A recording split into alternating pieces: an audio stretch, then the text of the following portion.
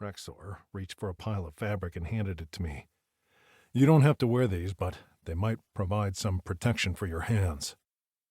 Sitting up, I pulled one glove on and flexed my hands.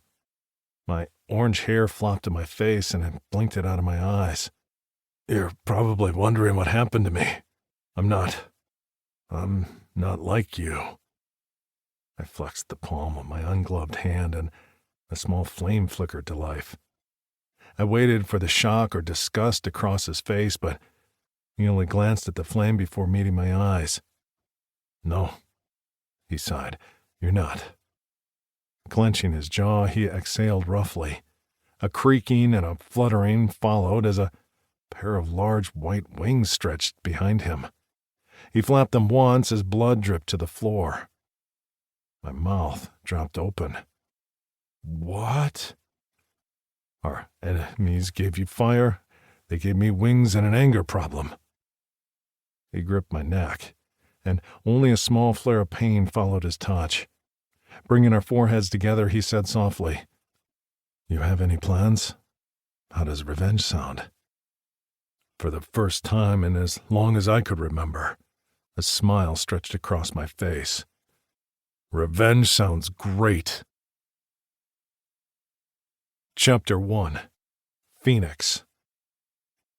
Every time I entered the market of Glint, a part of me died. Food was doled out with a tight fist by the Rogastic scum which ruled this town through fear and intimidation. The residents didn't have many other options. This was a desert planet after all. In Glint, there weren't many Plycan guards, the species that took by force and colonized the planet Vix Listen. The Rogastics paid them to look the other way while they filled their coffers and their bellies on the backs of the working class of the village. But the worst part was I wasn't much better.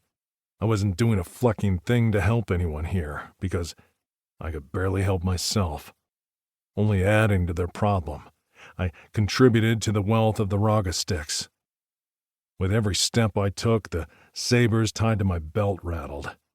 That was the only payment the Rogastics took. Plycan sabers I had stolen from Plycan guards, and I had to pay because I needed what the Rogastics sold. I needed it even though it was killing me.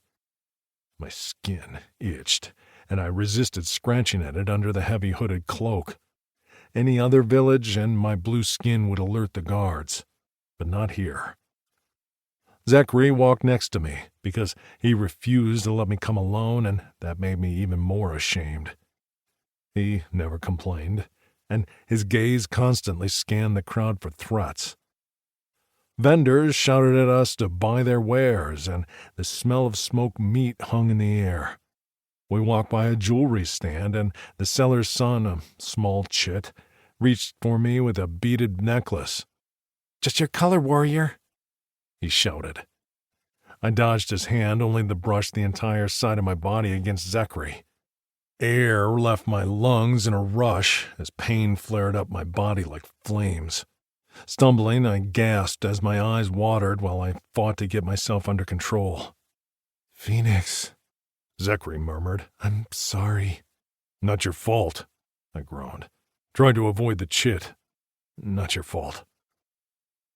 His hand hovered in the air between us, his jaw tight. He wanted to comfort me with his touch, but that would only cause me more pain, which he knew. His breath hitched and his eyes darkened with anger before he dropped his hand. "Can you walk?" "I'm fine."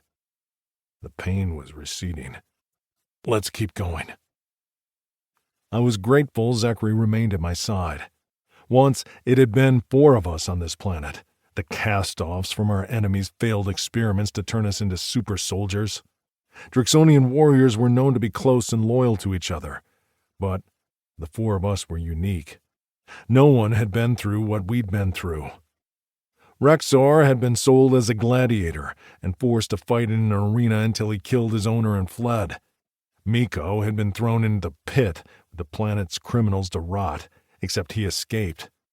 I'd been kept in the mines for 50 cycles, alone, as no guards would come near me.